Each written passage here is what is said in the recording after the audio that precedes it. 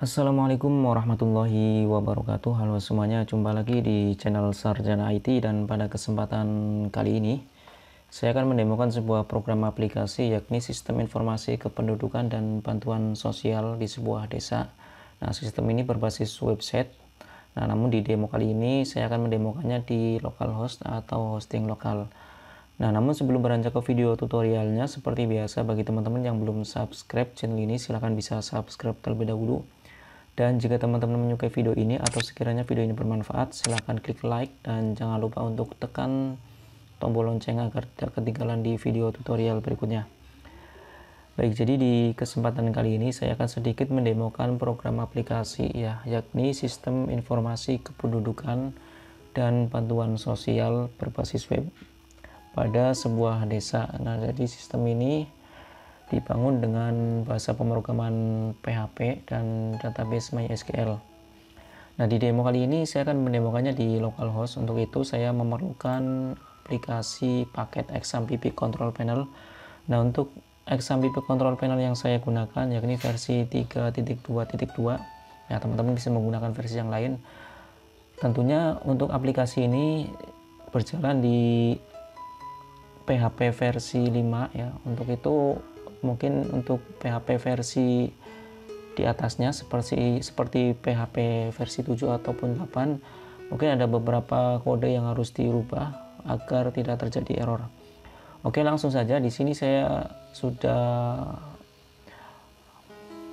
menjalankan untuk modul Apache dan MySQL-nya, ya, masing-masing portnya sudah tampil. Nah, kemudian saya akan buka browser.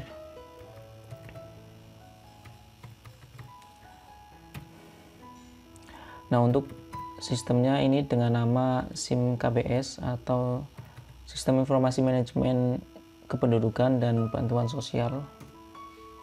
Nah, ini adalah halaman depannya ya, halaman awal atau halaman depan sebelum user masuk ke dalam sistem. Nah, di halaman depan ini ada berbagai macam informasi, seperti bisa melihat daftar penerima bantuan. Di sini bisa user bisa melihat rekomendasi penerima bantuan dan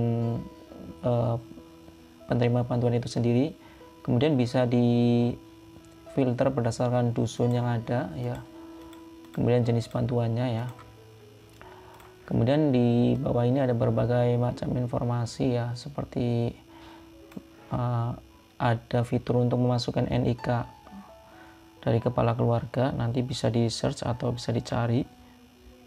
Kemudian di sini ada berbagai informasi mengenai info demografi penduduk, yakni akan menampilkan jumlah laki-laki, jumlah perempuan, dan total dari keduanya. Kemudian di sini ada infografis mengenai kependudukan dari segi pendidikan. Nah, kemudian di sini saya akan tunjukkan untuk struktur database-nya. Nah, untuk struktur database-nya sendiri ini menggunakan MySQL, dibuka di laman PHP MyAdmin ya. Kemudian untuk database-nya ini dengan nama SIMKBS. Nah, di sini ada berbagai macam tabel ya, sekitar 9 tabel, mulai dari tabel kontrol sampai tabel user. Nah, itu untuk struktur database-nya. Oke, langsung saja kita akan coba login ya. Nah, ini adalah halaman login dari aplikasinya atau sistemnya. Nah, pertama saya akan login sebagai admin. Nah, ketika si user, dalam hal ini admin, sudah berhasil login ke dalam sistem, maka akan dihadapkan pada halaman beranda atau halaman home seperti ini, atau halaman utama. Nah, di bagian tengah ini ada berbagai macam informasi mengenai jumlah pria, jumlah wanita, kemudian total penduduk. Kemudian ada jumlah penduduk tiap dusun ya, karena di sini datanya belum ada, maka yang tampil adalah 0 ya. Kemudian di bagian sebelah kiri ada berbagai macam menu pertama dari dashboard itu sendiri, ya ini halaman dashboard. Kemudian data kependudukan, ya di sini data pendudukannya masih kosong ya. Contoh di sini saya akan menginputkan data kependudukan. Contoh saya akan inputkan pertama, di sini ada berbagai macam kolom yang harus diisi ya. Contoh nomor kakak atau kartu keluarga.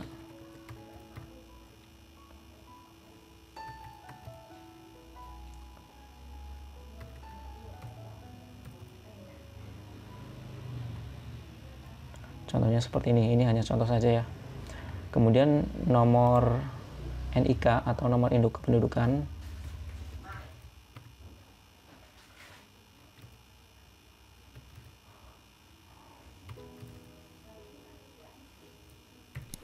Kemudian nama ya, nama lengkap, misalnya Ahmad Fauzi. Kemudian jenis kelamin ya bisa dipilih, kemudian tempat lahir, misal Brebes seperti ini. Kemudian tanggal lahirnya bisa dipilih 10 Oktober 1991. Kemudian agamanya bisa dipilih. Kemudian di sini ada pilihan disabilitas, bisa dipilih apakah data dari orang tersebut merupakan penyandang disabilitas. Jika iya, maka bisa dipilih ya, jika tidak bisa pilih tidak. Kemudian di sini ada hubungan keluarga. Nah, jadi ini Ahmad Fauzi sebagai apa ya, misalnya sebagai kepala keluarga. Kemudian nama ayah, kemudian nama ibu, misalnya nama ayah, nama ibu. Kemudian pendidikan terakhir, misalnya ya, atau mungkin SMA. Kemudian pekerjaannya sebagai apa, misalnya buruh tani. Kemudian penghasilan per bulan, misalnya penghasilan per bulannya hanya 500.000 ya, seperti ini. Kemudian di sini bisa dipilih dusun ya. Nah, untuk dusun ini bisa ditambahkan nanti di menu yang lain ya. Contoh di sini saya akan pilih dusun RW 1. Kemudian di sini data konsumsi ya, bahan makanan bisa dipilih daging, susu atau ayam ya, misalnya ayam. Kemudian pakaian per tahun, misalnya dalam 1 tahun ada 1 setel. Kemudian biaya pengobatan, apakah merupakan peserta BPJS ataupun peserta umum ya. Jika BPJS, apakah BPJS gratis atau BPJS mandiri, misalnya BPJS gratis ya. Kemudian frekuensi per minggu,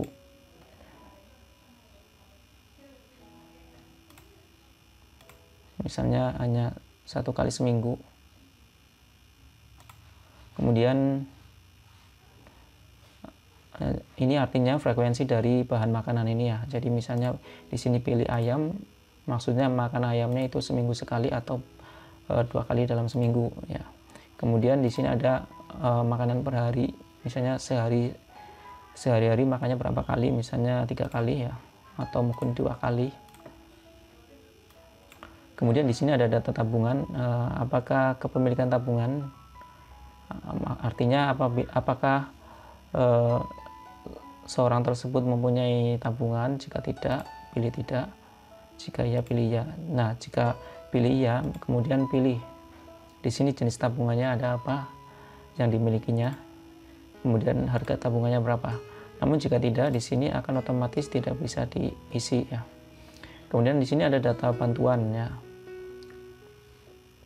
Kemudian di sini ada data bantuan. Di sini ada 2 pilihan, apakah merupakan penerima bantuan.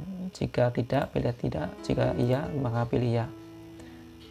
Nah, kemudian jika pilih ya, maka pilih jenis bantuannya, misalnya bantuan PKH. Jika sudah, di sini klik simpan data. Nah, ini data sudah berhasil tersimpan. Kita bisa cek juga di bagian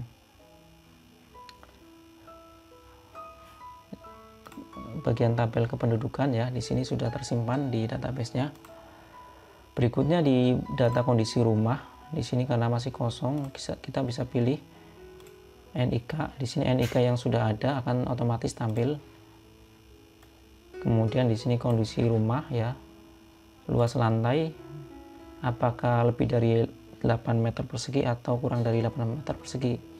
Misalnya kurang dari, kemudian jenis lantai misalnya keramik, kemudian jenis dinding misalnya tembok tanpa plester, kemudian sumber air minum misalnya air hujan, kemudian bahan bakar memasak misalnya kayu bakar atau minyak tanah, kemudian fasilitas MCK atau untuk buang air besar ya, apakah mempunyai MCK sendiri, jika ya pilih ya.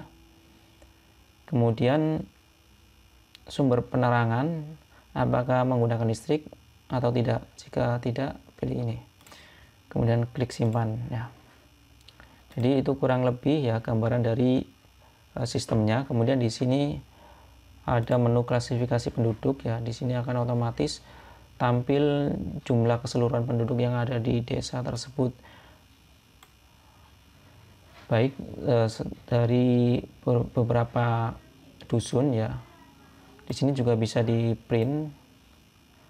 Sorry, di sini masih ada kendala ya, belum saya perbaiki. Kemudian di bagian ini ada klasifikasi bantuan. Di sini ada BPNT, ada PKH, ada BST, ada PLT dana desa dan lain sebagainya. Contoh PKH seperti ini. Nah, di sini ada daftar penerima bantuan PKH ya, akan otomatis tampil. Jika orang tersebut sudah tidak dapat bantuan, maka di sini datanya bisa dihapus ya. Kemudian di sini ada pengaturan ya, menu pengaturan ini adalah menu tambahan, ini bisa ditambahkan ya. Ini hanya menu tambahan saja ya, ini bisa diedit untuk profil desanya. Baik, mungkin itu saja untuk video demo sistem informasi manajemen kependudukan dan bantuan sosial. Semoga video ini bermanfaat dan tentunya tentunya sistem ini masih banyak kekurangan yang harus dikembangkan lebih lanjut. Mungkin itu saja untuk video tutorial kali ini. Semoga bermanfaat. Sampai jumpa di video berikutnya. Terima kasih atas perhatiannya. Assalamualaikum warahmatullahi wabarakatuh.